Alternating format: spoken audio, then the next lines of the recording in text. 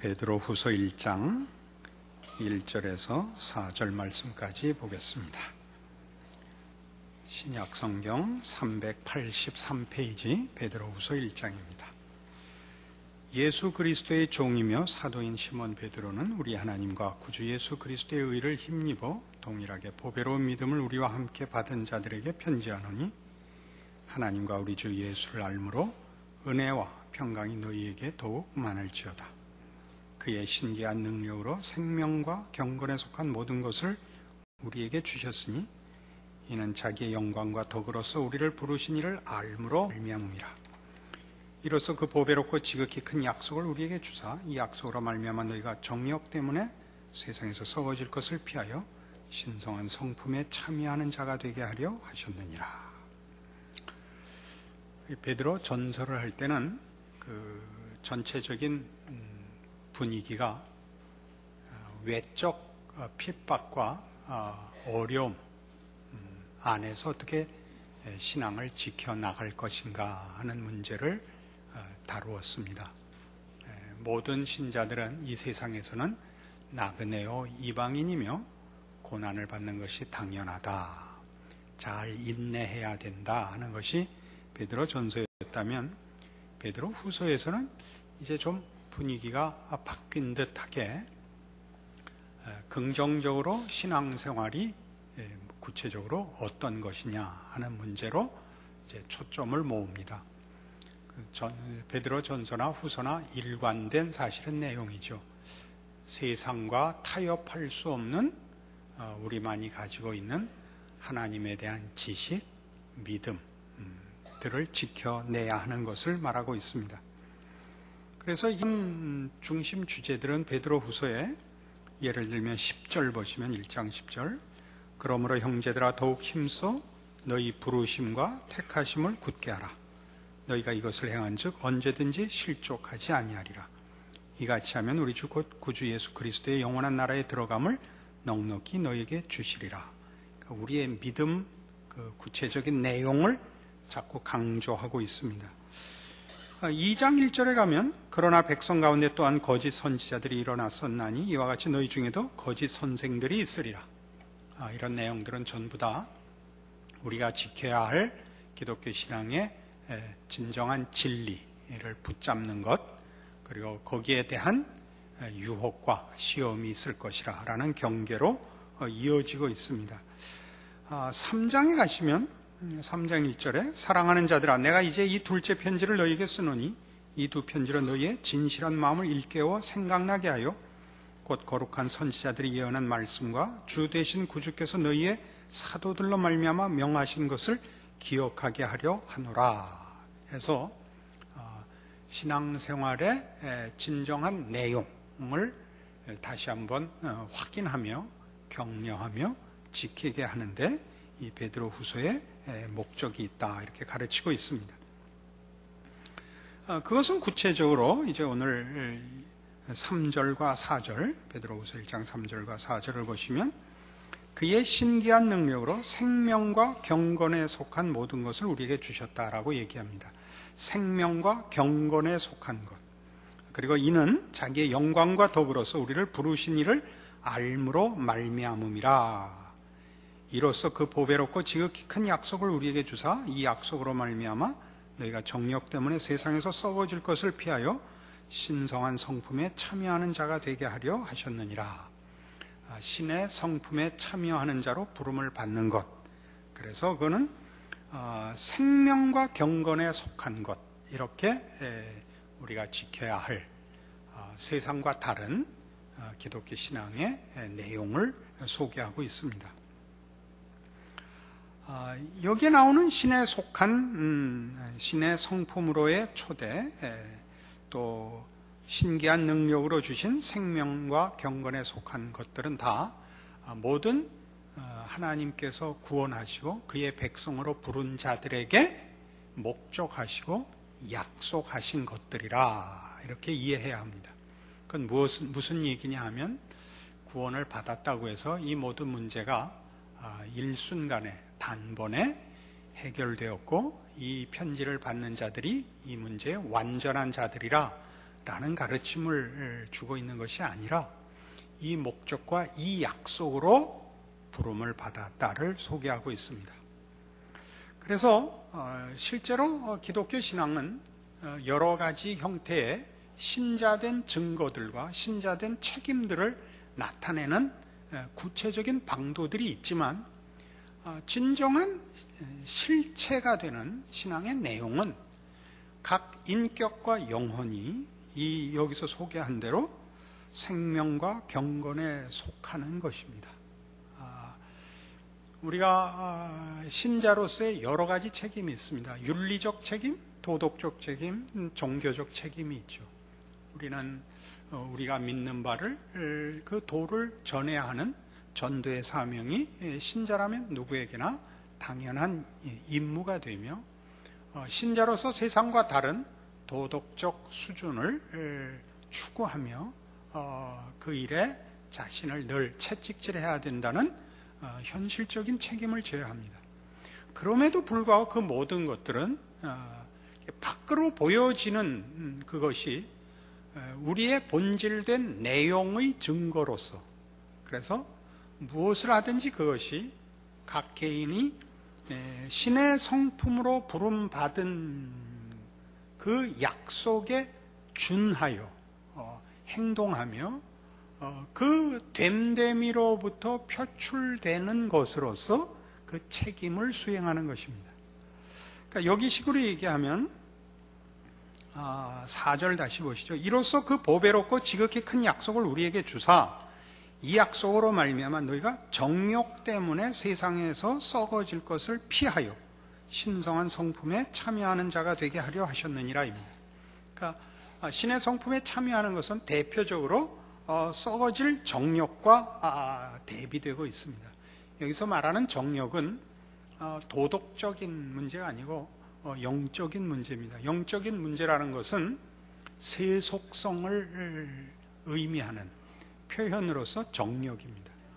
세속성이라는 건 뭐냐면 인간이 자기가 주인이 되는 것, 또는 다른 식으로 해서 물질이 모든 것이 되는 것입니다. 그것이 세속성이죠. 거기서부터 모든 거짓과 기만과 부패와 부끄러운 것들이 결과되는 것입니다. 그러니까 우리가 정욕이라고 하면 육체적인 욕심으로만 한정하는 폐단이 있습니다. 그런 비교가 아니고 하나님 외에 다른 것을 궁극적인 목표나 힘으로 가지는 모든 것이 정욕입니다. 거기로부터 어디로 온다고요? 신의 성품에 참여하는 것으로 옵니다. 이 싸움의 중요성은 이렇습니다. 우리는 기독교 신앙의 몇 가지 대표적인 그 규범들을 가지고 있습니다. 그 사회와 시대의 산물이기도 하고 교회사 내내 있는 규범이기도 하고 그렇습니다. 교회사 내내 있는 규범이라면 예수 믿는 자들은 말하자면 기도를 열심히 한다, 성경을 열심히 본다, 이런 것들이 교회사 내내 일관되게 이어져 오는 신자된 규범이겠죠. 그 시대마다 조금 또 다른 것들이 강조되어서 전도를 한다, 또는 구제를 한다 하는 것들도 그 시대적인 상황에 따라 이 기독교인들이 가지는 하나님의 성품에 부름받은 자의 반응이 그 시대의 필요성, 사회의 필요성에 답하는 것으로 나타나기도 합니다. 그러나 여기에서 이제 어려운 점은 그것이 일로서 책임이 제한된다는 사실입니다. 일로서 제한된다는 건 무슨 뜻이냐면 성과를 이루기에 급급하여 능력과 효율성에 빠지고 그것이 그 일을 행하는 자의 인격과 성품을 변화시키는데 도움이 되지 않는 것을 말합니다. 이건 어려운 문제입니다. 왜냐하면 바로 이런 식으로 비평하고 그나마도 안 할 수 있기 때문입니다. 이제 우리 보통 얘기해서 이제 이 인류 역사가 이 지식의 발전을 이루어서 근대로부터 현대에 이르는 요 어간에 일어난 가장 큰 이 세상의 그 오류와 부작용이 뭐냐 그러면 지성에 대한 그 지나친 기대입니다. 지성이라는 것이 하나님의 은혜를 대신하고 지성이 모든 능력과 결과의 유일한 법칙이 됐거든요. 그러나 지성은 근대와 현대를 이어오는 동안에 어떤 약점이 드러났느냐 하면 지성을 가졌다고 해서 그 인격이 변하지는 않더라라는 그 부작용과 결함을 지적했습니다. 그래서 우리가 이런 표현이 있죠. 식자연하는, 소위 지성인이라 하는 이라고 이 표현을 이렇게 비아냥거릴 때는 그게 무슨 뜻인지 아시죠? 말만 할 줄 알고 전혀 실천은 안 하는 사람. 그럴 때 식자연하는, 지성적인 듯이라는 비아냥거리는 표현들입니다. 이런 아는 것과 행하는 것의 차이가 인간에게 일어날 수 있듯이 신자의 신앙 속에서도 무엇이 옳은지를 아는 것과 하는 것은 전혀 다른데 이것은 실천의 문제가 아니라 실천의 유무도 중요합니다. 아는 것보다 행하는 게 낫고 행하는 것보다 더 중요한 것은 행함만이 아니라 행할 수밖에 없는 존재가 되는 것이며 기독교 신앙이 요구하는 것은 바로 그겁니다. 신의 성품에 참여하라는 것은 그겁니다. 세속성이라는 건 뭐죠? 세속성이라는 건 조금 전에 얘기한 것 같이 자기중심적이며 물질 만능이며 세상이 알아주는 가치 판단 위에 자신을 확인하는 것이 세속성입니다. 그래서 우리는 속의 생각보다 겉으로도 번지르르한 위장을 하고 칭찬을 유도합니다. 만족할 만한 대접을 욕심을 내고 위장할 수 있습니다. 성경은 그 모든 것들을 하나님 앞에서 속일 수 없다고 가르치는 거죠. 우리 모두가 기독교 신앙을 어떤 규범 위에 올려놨던 그것이 실천으로서 존재와 분리되는 것을 제일 경계해야 되고 실천이 우선할 때도 그 실천이 우리의 신앙 인격을 훈련하는 차원에서 이해해야 되고 실천해야 하며 그래서 모든 실천은 당연히 그의 신앙 인격의 변화와 훈련을 위하여 필요한 것인 줄로 알아야 됩니다. 그렇지 않으면 우리는 언제나 실천의 유무로 사람들을 정죄하고 비교할 줄밖에 모르게 됩니다. 늘 이런 얘기를 듣지요. 우리는 규모가 작은 교단입니다. 종종 이런 얘기를 하죠. 교단 규모가 작아서 일 하나 신통히 할 수 없다라는 괴이한 이야기를 합니다. 성경에 없는 이야기를. 그러니까 우리는 구제하기 위하여 부름을 받지도 않고 전도하기 위하여 부름을 받지도 않습니다. 우리는 신의 성품에 참여하라는 부름을 받고 있습니다.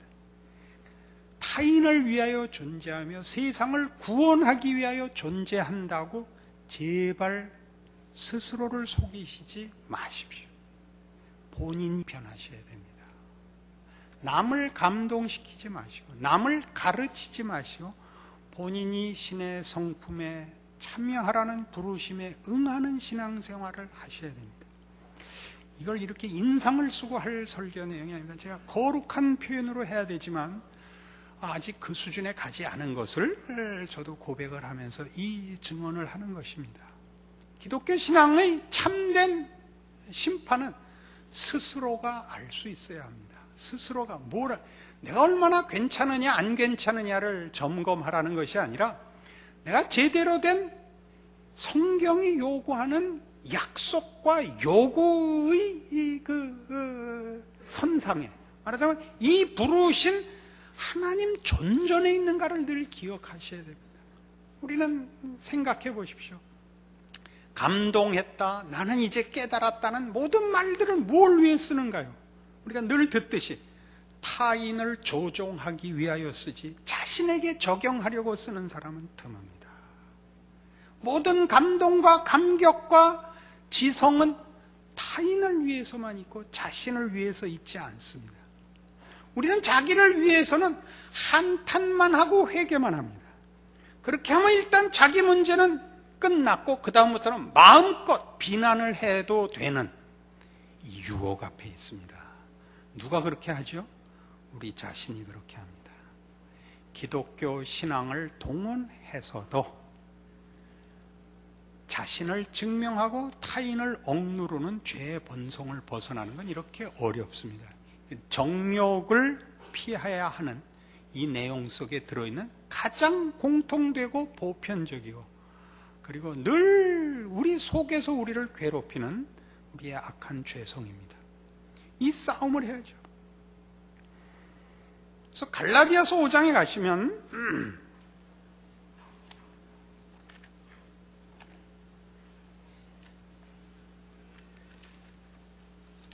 우리 잘 아는 갈라디아서 5장 22절에 성령의 열매가 등장합니다. 오직 성령의 열매는 사랑과 희락과 화평과 오래 참음과 자비와 양선과 충성과 온유와 절제니 이 같은 것을 금지할 법이 없느니라 한 다음에 그리스도 예수의 사람들은 육체와 함께 그 정욕과 탐심을 십자가에 못 박았느니라. 성령의 열매라는 것은 갈라디아서 5장 16절부터 계속되는 육체의 일과 성령의 열매로 대비되는 성령을 쫓느냐 육체를 쫓느냐에 대한 판별식입니다. 성령의 열매를 맺자라는 권면이 아니라 성령을 쫓아라죠. 성령을 쫓으면 이런 열매가 맺힌다입니다. 그러면서 뭐라고 얘기해요? 지금 24절에 있는 바와 같이 그리스도 예수의 사람들은 육체와 함께 그 정욕과 탐심을 십자가에 못 박았느니라입니다. 우리 쉽게 이렇게 얘기하곤 합니다. 술이나 처먹고 말이야 매일 담배나 피우고 이게 정욕이 아닙니다. 그거 술이나 처먹고 이게 정욕입니다. 이게 정욕이에요. 이게 그 모든 것을 다 십자가에 못 박고 예수 그리스도의 마음을 가지십시오. 가늠하다 현장에서 붙잡힌 여인을 사람들이 데리고 와서 예수님께 어떻게 할까요? 율법에 뭐라고 써있냐? 돌로 치라고 하였습니다. 너희 중에 죄 없는 자가 먼저 돌로 치라. 다 도망갔죠? 예수님이 뭐라 그랬어요? 나도 너를 정죄하지 아니하노니. 왜 우리는 이 사실을 늘 잊죠? 주 예수 그리스도께서 죄인을 구원하시려고 세상에 임하셨다 하였느니라. 내가 죄인 중에 괴순이라. 왜 이 사실은 늘 없어지고 이렇게 잘난 체만 남게 됐는지 의아스럽습니다. 왜 그렇다고요? 죄는 밖에서 들어오지 않습니다. 우리 안에서 활동을 합니다. 죄는 우리가 마태복음 5장이나 6장이나 7장에서 보는 바와 같이 가장 거룩하고 가장 올바른 명분 속에도 따라 붙습니다. 너희가 너희의 의를 행할 때 사람 앞에서 행하지 않도록 주의하라. 이게 마태복음 6장이었습니다. 대표적으로 뭐가 동원됐죠? 비유가? 구제할 때, 기도할 때, 금식할 때 사람에게 보이려고 하지 마라. 그래서 어떤 사람은 매일 같은 시간에 골방에 몰래 들어가서 기도했대요. 그래서 어느 날 이 사람이 무슨 회의에 참석했는데 이 사람이 12시가 되니까 없어진 거예요. 이 사람 어디야? 그 사람 12시만 되면 골방에 들어가서 은밀하게 기도한답니다. 이게 속이는 거죠. 은밀하게 소문이 다 나 있죠. 죄란 무섭습니다. 여러분, 자책하고 계속 자신을 톱질하라고 이 말을 하는 게 아닙니다. 신앙생활은 신의 성품으로의 초대를 놓치면 이것밖에 할 게 없다 이겁니다. 이것밖에 할 게 없습니다. 그래서 이어지는 갈라디아서 5장 25절 보시면 만일 우리가 성령으로 살면 또한 성령으로 행할지니 헛된 영광을 구하여 서로 노엽게 하거나 서로 투기하지 말지니라. 얼마나 귀한 말씀입니까? 여러분, 제가 불시에 신방을 가거든 집안에 이 구절이 붙어 있기를 바랍니다. 이 구절이 붙어 있기를 바랍니다. 예전에도 얘기했죠. 명필로 써서 액자에 담으려고 하시니까 쓸 틈이 없습니다. 그냥 메모지에 연필로 써서 침 발라서 제일 잘 보이는데 붙여놓으십시오. 헛된 영광을 구하여 서로 노엽게 하거나 서로 투기하지 말지니라. 이것이 우리를 부르시는 하나님의 구원의 목적입니다. 에베소서 5장 1절과 2절에 이렇게 성경은 동일하게 요구합니다.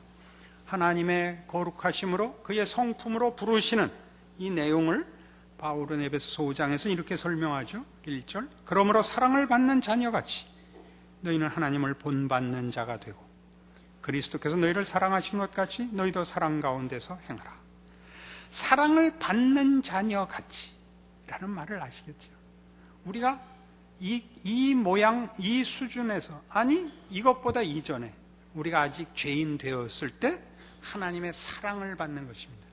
사랑을 받는 자녀같이 어떤 사랑을 받았는지 기억하고 하나님을 본받으라입니다. 하나님을 본받으라. 그는 그리스도를 주신, 그의 아들을 주신 우리 아버지십니다. 그리스도께서 너희를 사랑하신 것 같이 너희도 사랑 가운데 생활하라. 그는 우리를 위하여 자신을 버리사 향기로운 제물과 희생 제물로 하나님께 드리셨느니라. 이걸 여러분 종교적인 신파로 끌고 가지 마십시오. 그렇게 하지 마세요. 있죠, 그런 거. 감동을 자아내고 자신의 종교성을 증명하는 외형을 갖는 데 치중하지 마시고 실제로 삶에 이것을 실천하십시오. 제일 중요한 건 뭐라고요? 전에도 어느 날 예를 들었는데 담배 끊지 말고 용서하라니까요. 담배를 피워도 괜찮아요. 그게 기독교 신앙에 중요한 게 아니라 자꾸 이 얘기를 해서 누군가 이 얘기를 혹시 목사님이 몰래 담배 피우시는 게 아니에요. 왜 자꾸 이렇게 담배에 대해서 관용의 말씀을 하실까? 담배는 중요하지 않습니다. 그건 한국교회가 제정한 교회 규칙입니다. 그건 심각하지 않습니다. 술 먹는 것도 그렇습니다. 냄새 나고 아무 데서나 들어누워 자고 잘하는 거 없고 칭찬할 거 없지만 사실은 그런 것 때문에 우린 더 중요한 것들을 다 거기다 쏟아붓고 말지 않았습니까? 그죠? 주일날 예배 보러 올 때 이 말을 하고 싶은 걸 여태껏 참고 있고 앞으로도 안 할 겁니다. 무슨 얘기? 주일날은 단정하게 입고 예배 드리는 자의 준비를 하고 나와 주시기 바랍니다. 그럼 금방 그게 뭐야? 이게 금방 나타날 것이기 때문에 이 말을 못하고 있습니다. 모든 옳은 얘기가 속에서부터, 내용에서부터, 인격과 영혼에서부터 나가는 것이 아니라 명분으로 나가서 사람을 잡을 것이기 때문에 이 말을 못합니다. 제가 얼마나 많이 참고 있는지 아시겠습니까? 이런 말들도 오해 없기를 바랍니다. 우리는 모두 다 사랑을 입은 자이고 은혜를 입은 자입니다. 그 사랑과 은혜를 베푸신 이가 당신이 무한히 주신 사랑과 은혜에 우리를 초대하고 있습니다. 당신의 부요하심과 충만하심과 복되심에 우리를 동참시키고 있습니다. 우리가 수혜자만 되는 것이 아니라 그것을 나누는 자가 되도록 부르고 있습니다. 신앙인이 된 넉넉함을 나누는 일들은 전혀 못하고 예수 믿지 않는 자들이 하는 싸움터에 또 싸움의 내용에 끼어드는 것밖에 할 줄을 몰라서 기독교 신앙이라는 이름으로 세상과 사회와 이웃 앞에 싸움을 하러 나갑니다. 십자군 전쟁을 하죠. 그러지 마십시오. 그러지 마시고 세상이 만들어내지 못하는 저들은 없는 아버지, 우리만 아는 아버지, 그래서 닮은 유전자를 여러분의 존재와 삶에 표출하시고 구체화하시고 실현하시고 책임지십시오. 하나님께서 예수 그리스도의 십자가를 기뻐하신 것 같이 우리의 삶을 기뻐하실 뿐만 아니라 여러분들이 하나님의 이 은혜와 사랑에 참여함으로써 비로소 신자된 기쁨을 누리시게 될 것입니다. 여러분 모두가 이 약속과 이 목적, 이 구원의 큰 은혜에 부름을 받았다는 것 기억하셔서 여러분의 현실적인 어려움과 무슨 시급한 문제들보다도 더 중요한 근본적이고 절대적이고 영원한 복된 약속 속에 있는 존재인 것을 확인하는 오늘의 이 말씀과 여러분의 신자된 인생이 되기를 바랍니다. 기도하십시다. 하나님 아버지 은혜를 감사합니다. 하나님의 자녀라는 것은 얼마나 놀라운 은혜요 특권입니까? 하나님이 우리를 사랑하신 것처럼 이제 우리 이웃과 이 세상을 사랑하라 하십니다. 가진 자만이 할 수 있는 것입니다. 이 복을, 이 우리의 믿음을, 이 받은 바 은혜를 나누는 풍성한 신자의 인생을 살도록 우리 하나님 오늘 말씀으로 우리를 붙들고 승리케 하여 주시옵소서. 예수님 이름으로 기도합니다.